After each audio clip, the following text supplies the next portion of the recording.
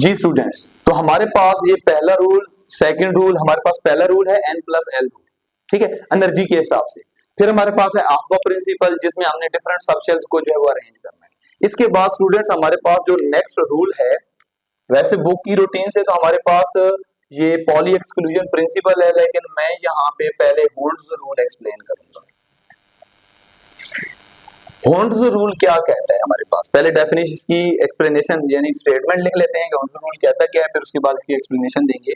If degenerate orbitals, और बच्चे degenerate orbitals का मतलब सेम एनर्जी है, यानी हमारे पास if degenerate orbitals are available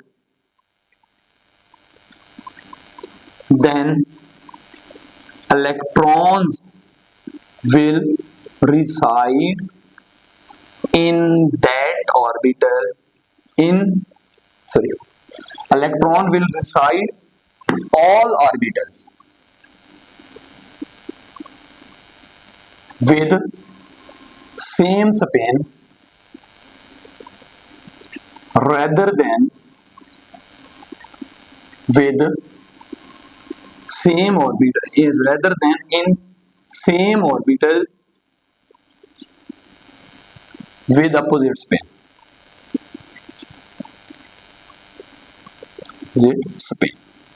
अब इसका मतलब क्या है बच्चे, यहाँ पे बेसिकली हम बिहेवियर ऑफ इलेक्ट्रॉन लिख रहे हैं।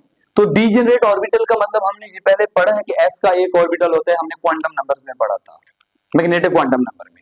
s का एक ऑर्बिटल होता है, p के 3 ऑर्बिटल्स होते हैं, d के 5 ऑर्बिटल्स होते हैं। तो ये जो s का तो एक ही ऑर्बिटल, उसकी चीज की समझ आ जाती है। लेकिन p की अगर हम बात करें, कोई भी p है, तो p के ऑर्बिटल्स को जब हम ड्रा करेंगे तो px, py, pz होता है। अब यहाँ पे ये जो p है ऑर्बिटल सबशेल है, अब ये सबशेल के अपने ऑर्बिटल्स हैं, एक ही सबशेल के अपने ऑर्बिटल्स हैं। लाइक अगर मैं 2p की बात करूं तो यहाँ पे 2px, 2py, 2pz होगा। तो ये एक ही सबशेल के ऑर्बिटल्स हैं, तो इनकी एनर्जी सेम होगी, जिस तरह यहाँ पे हमने एनर्जी लेवल में पढ़ा है।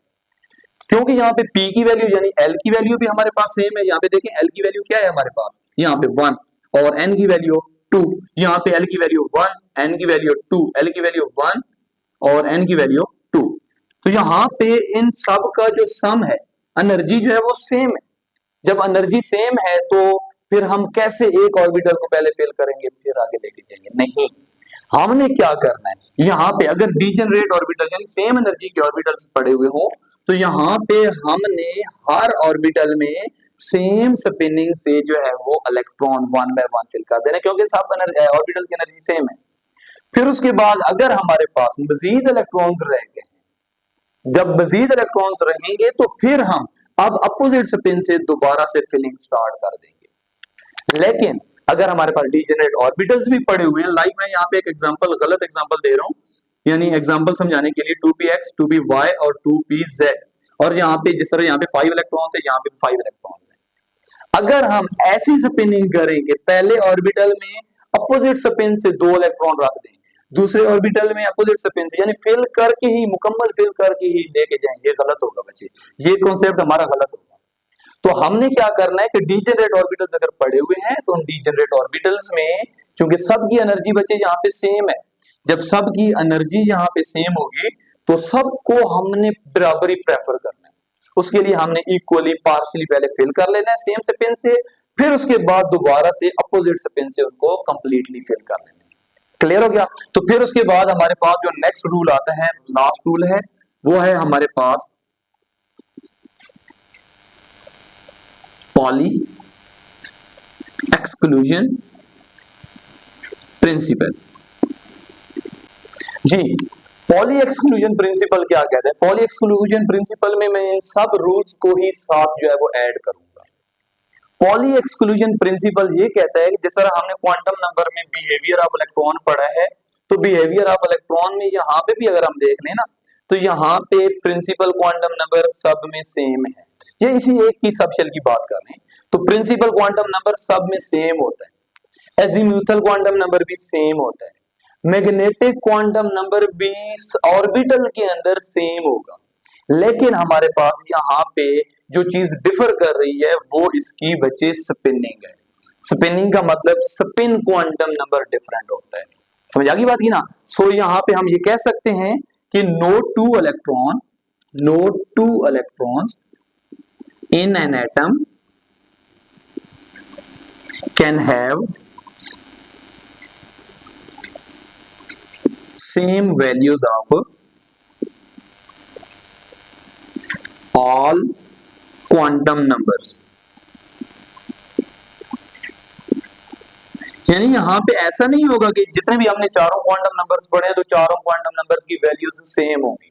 हाँ, पॉसिबिलिटी है कि मैक्सिमम जो क्वांटम नंबर्स सेम हो सकते हैं बच्चे वो हमारे तीन क्वांटम नंबर, पहले तीन प्रिंसिपल, एजीम्यूथल और मैग्नेटिक क्वांटम नंबर, ये तीन क्वांटम नंबर तो सेम हो सकते हैं, लेकिन एक ही ऑर्बिटल के अंदर जो है वो स्पिन अपोजिट होने की वजह से हमारे पास स्पिन क्वांटम नंबर जो है वो डिफरेंट होगा। आगे जाके एग्जांपल दूंगा तो आप लोगों को ये चीज क्लियर हो जाएगी। तो यहाँ पे क्या है, no two electron in an atom can have same values of all quantum number but spin except, but नहीं करते यहां पे, एक्सेप्ट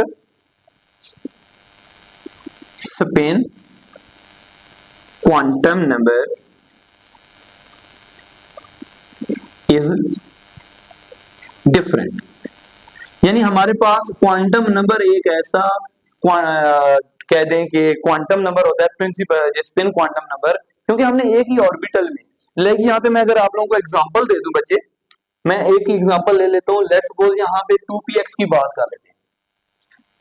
अब 2px में जिस तरह पिछले कॉन्सेप्ट में मैंने आप लोगों को समझाया था कि 2px में अगर मैं पोजीशन ये स्पिनिंग ऑफ इलेक्ट्रॉन भी यहाँ पे ड्रा कर दूं, मेरे पास एक ऑर्बिटल है, एक p का 2p का एक ऑर्बिटल है 2px, जिसमें मैंने जो है वो इसकी स्पिनिंग भी जो है वो डिफरेंट कर, सॉरी स्पिनिंग डिफरेंट कर दी, मुकम्मल फिल कर दिया।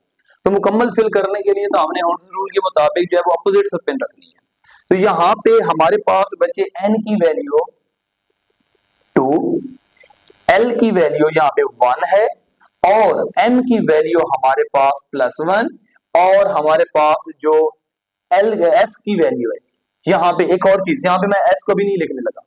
दूसरे केस में, इसी केस में हमारे पास n की वैल्यू 2 है, l की वैल्यू भी 1 है क्योंकि एक ही सब ऑर्बिटल है। m की वैल्यू देखे ना px है, तो यहाँ पे दोनों केसेस में m की वैल्यू +1 हुई है।